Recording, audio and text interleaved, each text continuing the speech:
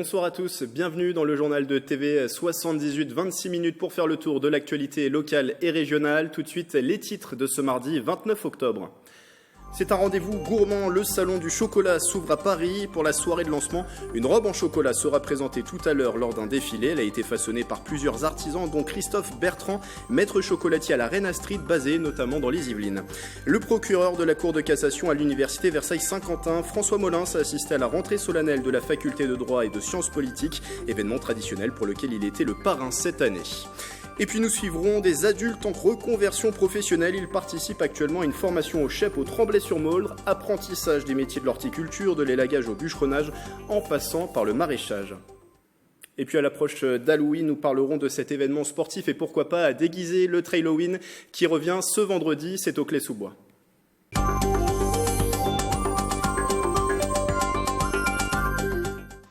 Mais direction tout de suite Paris où s'ouvre ce soir officiellement le Salon du Chocolat. C'est jusqu'à dimanche au Parc des Expositions, porte de Versailles. Marilène Yapichino, bonsoir, vous êtes sur place. Une robe en chocolat va justement défiler ce soir. Elle a été façonnée notamment par un maître chocolatier qui est basé dans les Yvelines. Oui, bonsoir Grégory, je suis même dans les coulisses de ce défilé du 25e Salon du Chocolat. Une trentaine de robes vont être présentées d'ici quelques heures. Et parmi elles, la vôtre, Christophe Bertrand. Alors, est-ce qu'elle est prête, cette robe ? Oui, la robe est prête parce qu'elle a été exposée déjà au Grand Palais à l'occasion justement du 25e anniversaire. Elle est prête, par contre, on ne l'a pas encore fait essayer à la personne qui va la porter. Et notamment, il n'y a pas qu'une robe, il y a aussi tout un maquillage qui va venir autour, et notamment avec de la dorure à l'or fin qui va parcourir la jambe d'Elisabeth Chungi, qui va la porter. Donc on espère que tout ça va fonctionner ensemble, y compris avec la chanteuse qui va accompagner cette petite partie de défilé sur la thématique du Cameroun, bien entendu. Alors justement, je voulais revenir sur cette thématique, le Cameroun, pourquoi ? Le Cameroun parce qu'en fait, en 2017, il y a une femme qui s'appelle Aristide qui trouvait qu'avec la Reina Street, il y avait quelque chose de proximité, qui m'avait contacté et voilà, je lui devais un voyage au Cameroun et c'est comme ça qu'est née une histoire assez incroyable qui fait qu'on a vraiment fait sortir le Cameroun de l'anonymat en faisant de la fermentation du cacao. C'est un peu technique, mais c'est ça qui va valoriser et donner ses lettres de noblesse au chocolat. Et c'est pour ça qu'on a voulu faire tout autour du Cameroun, y compris sur notre stand, mais également ce soir, Elisabeth Chungi étant franco-camerounaise. Alors, le salon du chocolat, vous y aviez déjà participé, mais c'est la première fois que vous faites le défilé avec une robe de votre création. Oui, c'est la première fois qu'on défile. On a même deux robes d'ailleurs qui vont défiler. Et la première étant vraiment celle pour laquelle on a mis le plus d'attention, puisqu'elle est tournée sur le Cameroun, que la musique qui va l'accompagner est autour du Cameroun, et que finalement on a même inspiré les organisateurs du Salon du Chocolat qui ont décidé que cette année, suite à la proposition que je leur ai faite il y a plusieurs mois, ils ont décidé de faire un défilé sur la thématique des pays producteurs. Vous avez même inspiré la thématique de ce défilé. Donc ensuite, c'est plusieurs jours de Salon du Chocolat. Qu'est-ce qui va se passer pour vous ? Vous avez un stand ? Alors on a un stand et puis moi j'ai aussi avec le conseil départemental des Hauts-de-Seine initié en 2010 le cacao d'Haïti. Finalement ce que j'ai fait au Cameroun, on l'avait fait avec le conseil départemental sur la totalité d'Haïti. Donc j'anime aussi en partie le stand Haïti. Voilà, on va essayer de vendre essentiellement du chocolat du Cameroun et on a réussi à faire venir Aristide, la présidente de la coopérative, qui est sur notre stand pendant les 5 jours et qui découvre la France pour la première fois, qui voyage d'ailleurs pour la première fois de sa vie. Merci Christophe, on vous souhaite un bon salon. Ce salon qui se tient jusqu'au 3 novembre, 230 exposants seront à retrouver porte de Versailles. Merci à vous Marilène, on retrouvera d'ailleurs dans l'édition de demain du 7-8 journal un reportage sur votre escapade gourmande au Salon du Chocolat avec à vos côtés Manon Varaldo pour les moyens techniques. Dans l'actualité du jour également, le début des travaux de restauration de la Villa Viardot, c'est à Bougival. Le maire, la Fondation du patrimoine et différents partenaires financiers ont donné cet après-midi les premiers coups de pioche au chantier. Ce monument du 19e siècle en péril a reçu 500 000 € du loto du patrimoine pour mener ces travaux, évalués en tout à 3 millions d'euros. Les particuliers et entreprises peuvent encore aider le projet en faisant un don sur le site de la Fondation du patrimoine. Une autre opération, Sauvons nos monuments, se donne l'objectif aussi de sauvegarder les patrimoines en danger. Initiative de nos confrères du Parisien et de la start-up d'Artagnan. On connaît désormais les 18 sites présélectionnés. Après une phase d'appel à projet, 2 sont dans les Yvelines. Vous voyez la demeure de villégiature. Vous l'avez vu, datant de 1864 à Andrézy, à la maison du Moussel. Ces murs se fissurent, l'accès est interdit au public. La municipalité et les propriétaires souhaitent en faire un lieu d'animation culturelle. Puis vous avez vu quelques photos également d'un autre monument, c'est le prieuré des Moulineaux, c'est à Poigny-la-Forêt. Un vestige du XIIe siècle de l'ordre des Grands-Montins qui a possédé jusqu'à 150 abbayes en France et en Angleterre. Il s'est transformé ensuite au XVIe siècle et il ne reste aujourd'hui que la partie centrale de l'église. La toiture y est à refaire intégralement. À noter que sur les 18 sites retenus, 9 bénéficieront d'une campagne de financement participatif, une opération finalement en complément du loto du patrimoine, comme le précise le CEO de la start-up d'Artagnan qui était notre invité en septembre dernier. C'est tout à fait complémentaire. Le loto du patrimoine, c'est une très belle visibilité pour cette cause et cette cause nationale qui est la préservation du patrimoine. Et effectivement, avec vos confrères du Parisien et la région Île-de-France aussi, qui va apporter une aide financière aux projets qui sont sélectionnés sur tout le territoire francilien, plus le département de l'Oise, et ben finalement, on va permettre à des monuments de récolter des fonds auprès de la communauté d'Artagnan, des lecteurs du Parisien et une subvention de la région Île-de-France. Et qu'est-ce qu'il y a à la clé concrètement pour le vainqueur, pour les vainqueurs ? Il y a plusieurs choses. Il y a bien sûr une couverture médiatique importante de la part du Parisien, que ce soit dans l'édition départementale et nationale. Il y a un accompagnement d'Artagnan pour aider le porteur de projet à monter une opération de financement participatif. Donc on a à la fois sur la partie financement et communication. Et la région Île-de-France peut apporter un complément de financement qui peut quand même aller jusqu'à 300 000 € par projet, à condition bien sûr que le propriétaire du monument engage aussi des travaux. Donc finalement il y a tout à gagner. Se faire connaître, avoir des sous pour se développer et puis je pense que c'est sympathique aussi d'avoir l'approbation du public et en tout cas sur son territoire. Et c'est à vous de désigner les 9 vainqueurs de cette première opération Sauvons nos monuments. Le vote est ouvert en ligne jusqu'au 4 novembre.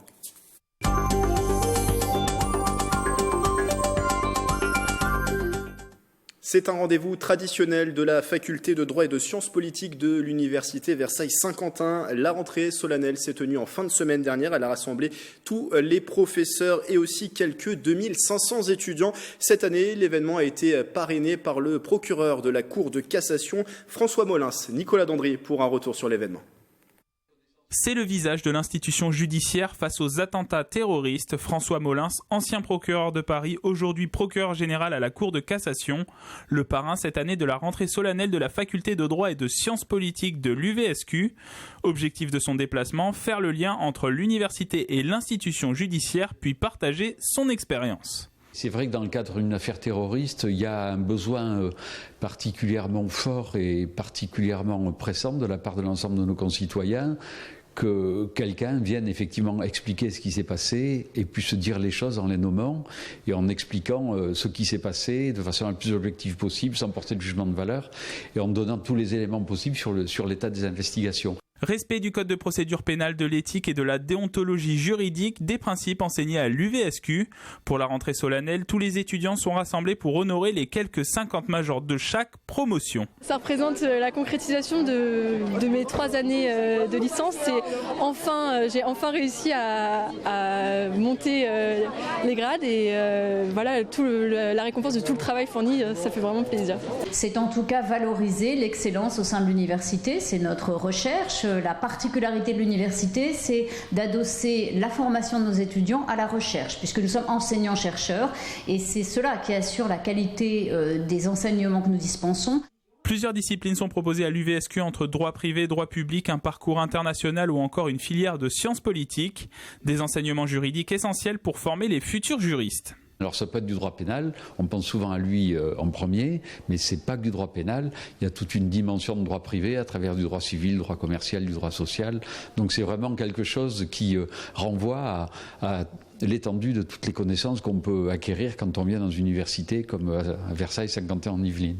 Près de 2500 étudiants sont inscrits cette année à la faculté de droit et de sciences politiques à l'UVSQ, un effectif en constante augmentation chaque année. Toujours à Saint-Quentin en Yvelines, un campus des métiers de l'automobile et de la mobilité a ouvert ses portes il y a un an à Guyancourt. Des jeunes y suivent des formations dans différents organismes, des formations qui sont en apprentissage. Nicolas Dandry a suivi l'un d'entre eux. Reportage pendant ses cours en atelier, mais aussi en entreprise. Regardez. Des clés coudées, des clés à cliquet, puis des clés spécifiques, les grosses. Voilà une partie des outils de travail d'Antoine Martinet. Ce jeune Yvelinois est apprenti en mécanique automobile. Une semaine sur 2, il travaille dans ce garage en alternance avec sa formation. Au programme de sa matinée, la révision d'une voiture accompagnée par son maître d'apprentissage. Normalement, tu tombes juste en face le trou de la goupille. Il a fait la vidange juste avant là et donc du coup on a remis le bouchon. Enfin, c'est des opérations très simples.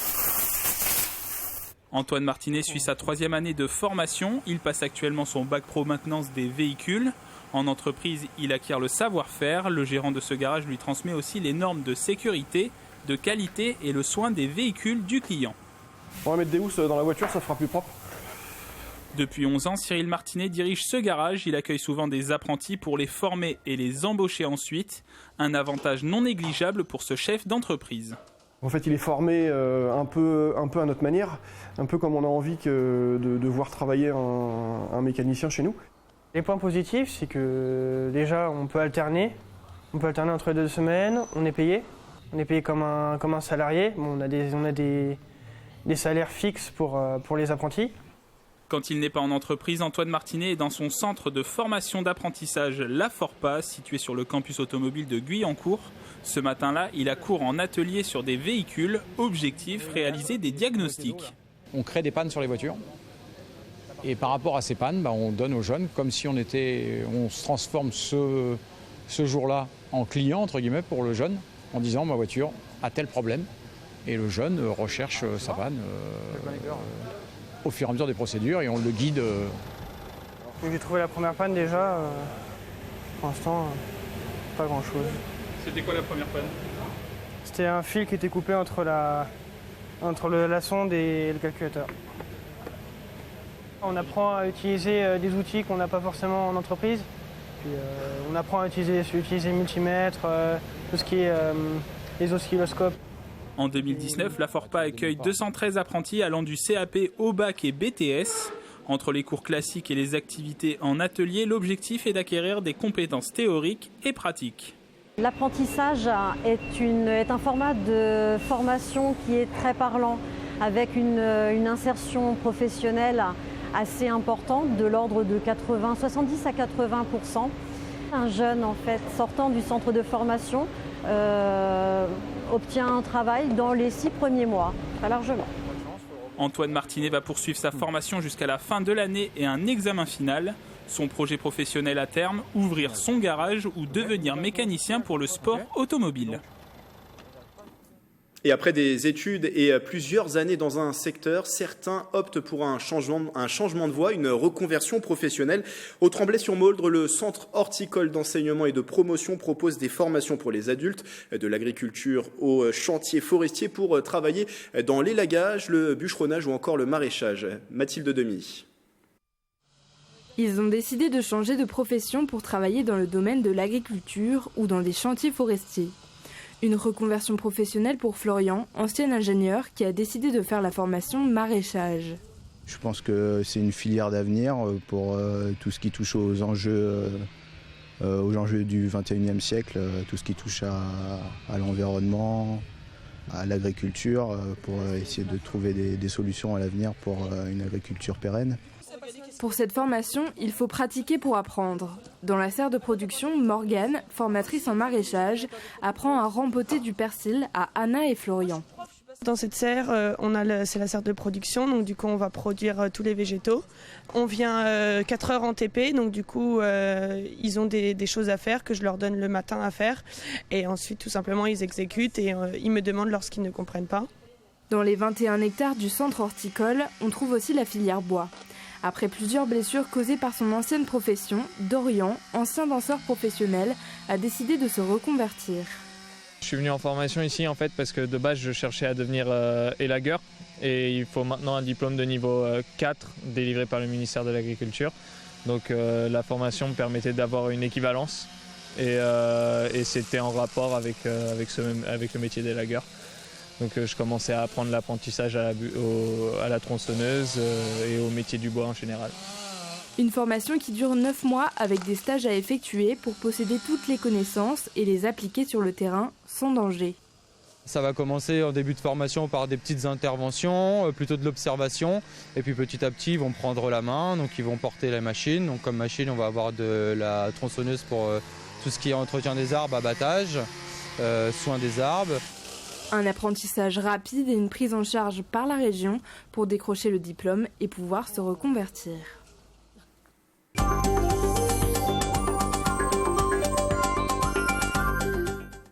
Il avait fait sensation en clôture du dernier festival de Cannes hors norme et dans les salles depuis une semaine, une plongée dans la réalité difficile des associations qui accueillent des personnes autistes. Co-réalisation signée par Olivier Nakache et Eric Toledano. Le Versaillais était de passage le week-end dernier dans sa ville natale au cinéma Le Cyrano pour présenter son film. Il était l'invité de Véronique Iturbide dans le dernier VYP. Manon Varaldo à la caméra. Le Cyrano, j'y ai fait mes armes, on va dire. C'est vrai.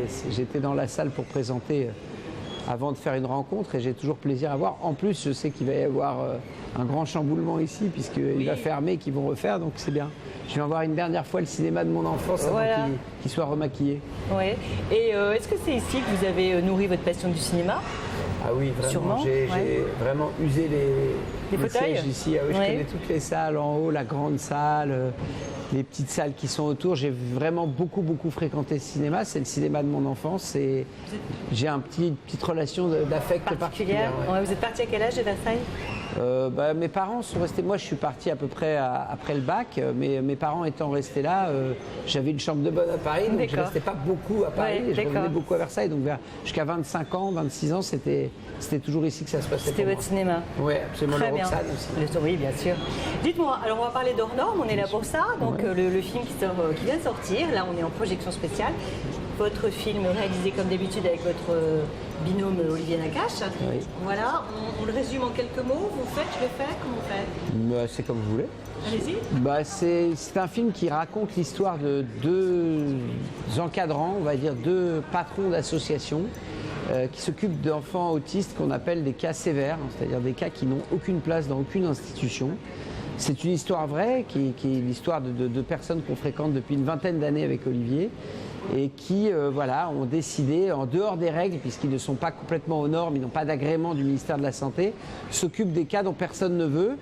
Et pour ceux, ils engagent des jeunes des quartiers difficiles qui sont qui ont un peu des parcours accidentés. Dont personne ne veut non plus. Dont personne ne veut non plus. Donc en fait, il y avait un vrai sujet sur justement deux forces qu'on pourrait penser négatives, ou en tout cas deux personnes qui sont en situation un peu de faiblesse, qui s'associent pour créer une dynamique positive. Une force. Et donc c'est interprété par Vincent Cassel et Reda Kateb.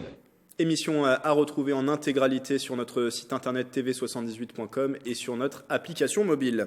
Il se poursuit d'année en année. Ce week-end s'est déroulée la 17e édition d'Armanais, le marché international d'art contemporain. Rendez-vous organisé par le Lions Club de Montigny-le-Bretonneux. Près de 50 artistes ont présenté leurs œuvres. Retour avec Manon Varaldo. Pour la 17e édition d'Armanais, le marché international d'art contemporain, 47 artistes ont présenté leur œuvre. Parmi eux, Isabelle Masson. Cette artiste peinte n'a pas fait d'école d'art, elle est autodidacte. J'aime l'univers un peu science-fiction et surtout j'aime les peintures en mouvement. Donc j'aime l'art contemporain aussi. Donc c'est pour ça que mes œuvres, elles sont organisées autour des villes modernes et des planètes qui bougent. Cet artiste local est déjà venu lors de précédentes éditions. C'est une première pour d'autres venus de plus loin. 30% d'artistes locaux. On a aussi cette année donc 30% de nouveaux artistes qui se sont fait connaître par le bouche à oreille. Et également, particulièrement cette année, on a 2 artistes écossais qui sont venus au travers du comité de jumelage de Guyancourt. C'est la nouveauté de ce salon. Stuart Harper, agent, est venu faire la promotion de 2 artistes écossais. So this work is by Peter Scott. Ces œuvres ont été réalisées par Peter Scott. Il a peint dans sa région d'enfance qui est dans le nord de la côte Aberdeen. Ce sont des paysages de son enfance. Il séjournait là-bas avec sa famille pendant les vacances. C'est son enfance qu'il a reproduit à travers ses tableaux. Ça a un aspect personnel mais aussi historique de là-bas. Un rendez-vous où les fonds récoltés vont à des associations. Nous avons remis à Armanais un chèque de 2 000 € qui correspondait un peu aux revenus de l'année dernière. Donc ça a été surtout sur la maltraitance. Le Lions Club soutient également 2 autres causes, le handicap et Alzheimer. Depuis 2014, cette artiste soutient ces causes en participant à Armanais. Elle travaille le plastique et le carton avec des techniques différentes. Je trouve que c'est très important de pouvoir faire quelque chose, d'être à la fois que l'art soit d'utilité publique. Pour la future édition, Armanet espère s'ouvrir encore à l'international. 1000 visiteurs ont déambulé dans les allées du salon durant le week-end.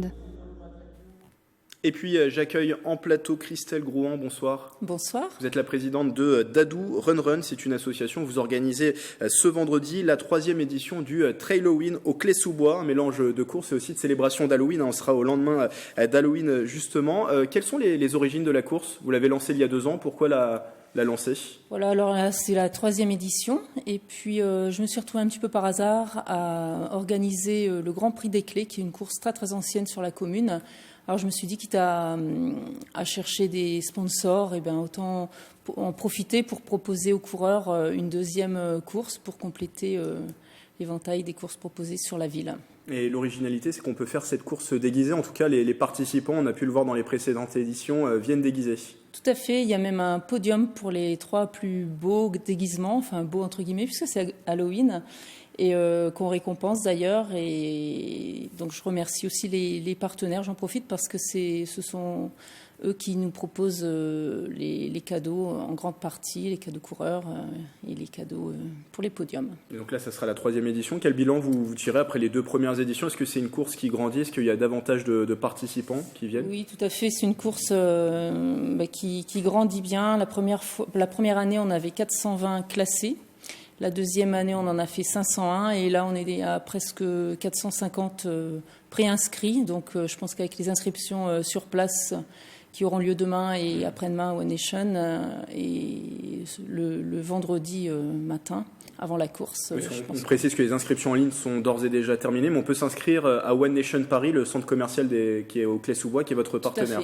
Oui, One Nation Paris est le partenaire principal pour cette course-là, mais j'en ai d'autres aussi. J'ai Super U de Fontenay, Fleury, enfin je ne vais pas tous les citer, mais il y a plein de partenaires. Et puis la communauté, la mairie des Clés-sous-Bois qui me soutient en me prêtant le site, bien entendu, c'est indispensable. Alors c'est un événement festif, sportif et aussi solidaire. Chaque année, l'événement soutient une association et reverse une partie de la recette. Comme la dernière édition, c'est un soutien cette année à Imagine for Margot, c'est ça? Tout à fait. J'ai un ami qui m'a présenté cette association-là, qui m'a beaucoup touchée. Eux-mêmes organisent une course au mois de septembre au parc de Saint-Cloud, la course des enfants sans cancer. Et c'est vraiment une très très belle course, un bel événement.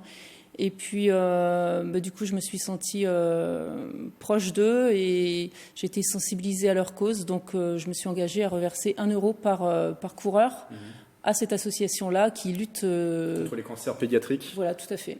Et c'est important pour vous, cet angle solidaire, c'est important de l'apporter à cette course? Ça donne un sens à la course. On sait pourquoi on l'organise. Enfin, c'est vraiment, pour moi, c'est vraiment un plus qui est très, très important. Et on précise que Imagine for Margot est partie du combat de la jeune Margot qui est décédée aujourd'hui et qui avait lancé à l'époque de son vivant une collecte pour récolter des fonds aussi pour les enfants malades. L'année dernière, vous aviez récolté 546 €. Est-ce qu'il y a un objectif d'ores et déjà pour cette année? Le plus possible. Et puis on met une urne aussi pour les personnes qui souhaitent faire un don. Donc, n'hésitez pas, lors de votre inscription ou du retrait des dossards, à venir faire un don. Il y aura Patricia Blanc, la présidente de l'association, qui viendra aussi sur le site de la course. Donc, j'aurai grand plaisir à l'accueillir et à lui remettre le chèque à l'issue de la course.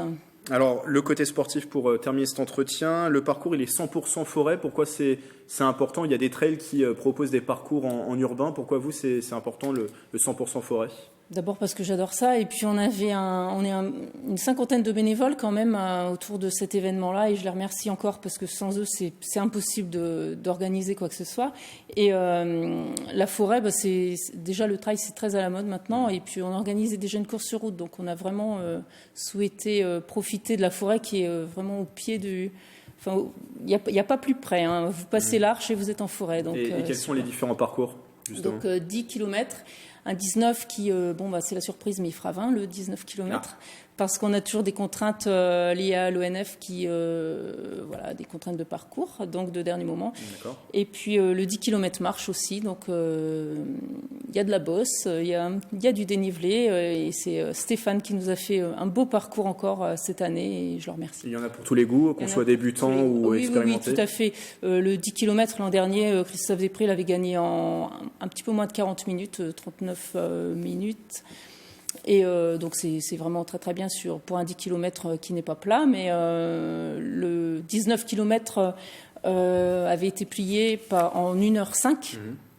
Et le 10 km marche en 1h15. Donc c'est vraiment, on a des beaux chronos, mais pour tous les goûts. Ceux qui courent vite et ceux qui courent moins vite sont les bienvenus, bien entendu. Et ce Trailowin, je rappelle, c'est ce vendredi, départ à 9h depuis le parc Jean Carillon, Clé-sous-Bois. Et pour les inscriptions, elles sont d'ores et déjà fermées, closes sur Internet, mais vous pouvez vous inscrire sur le site de One Nation Paris. Toutes les informations à retrouver sur le site Internet qui s'affiche. Merci Christelle Grouin. Merci à vous. Présidente de l'association Dadou Run qui organise donc ce Trailowin. Une dernière information avant de vous laisser qu'on a appris en fin d'après-midi. Versailles partira du côté de la Réunion pour le 7e tour de la Coupe de France de football. Le tirage au sort a livré son verdict. Les Yvelinois iront affronter Sainte-Marienne, club de Régional 1, une division en dessous donc des Versaillais. Match le dimanche 17 novembre à 15h. Au 6e tour, dimanche dernier, pour rappel, le FCV a disposé de Viry-Châtillon au terme d'une séance de tir au but. Voilà, c'est la fin de ce journal. Merci de l'avoir suivi. Belle soirée sur TV78.